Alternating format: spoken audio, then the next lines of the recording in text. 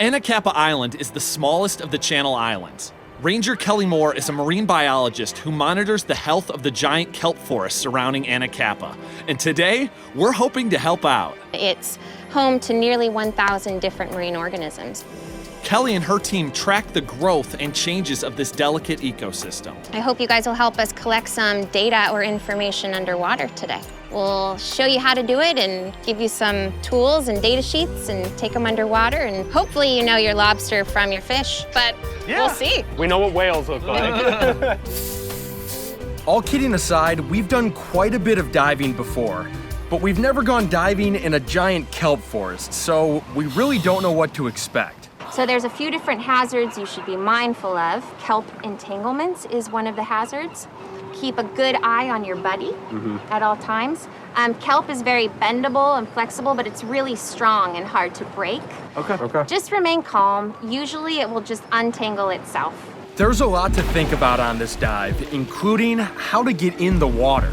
Depending on the tide, we could be looking at a 15-foot drop, and that's with all of our scuba gear on.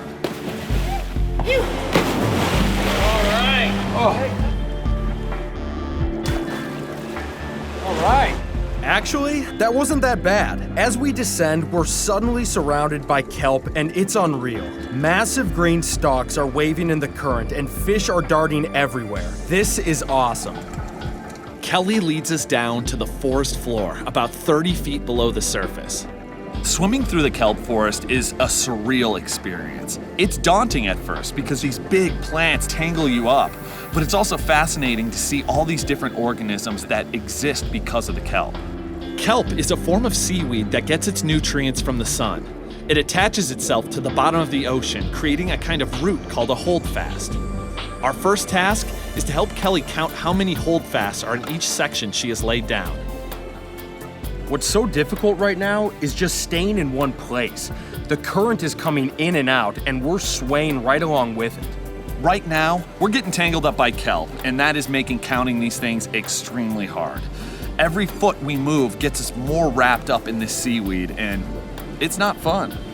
Kelp can grow up to 2 feet in a single day, which makes it the fastest growing species in the world. Spiny sea urchins like to munch on the holdfast until the kelp floats away. Too many sea urchins can damage the kelp forest, so Kelly has us counting and measuring the sea urchins in this section.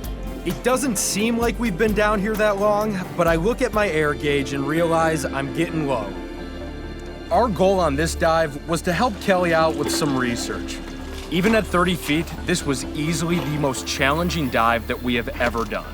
Proud of you guys. Thank you. Good job. This experience has given me tons of respect for what Kelly does every single day. Being able to go down there and actually get work done is unbelievable. I think the only thing that we actually did a good job at was going in the water and then coming back out. But everything in the middle was just a messy blur. We should look at the data sheets and just see how well we did do. I marked You've got a couple things. You got some urchins, some different algae. It is a challenge if you're not used to diving in this type of environment. But you guys rose to the challenge. I had a great time watching you. Hey everybody, thanks for watching. Make sure to leave any questions or comments that you have. And please subscribe to the channel, there's a lot more to come.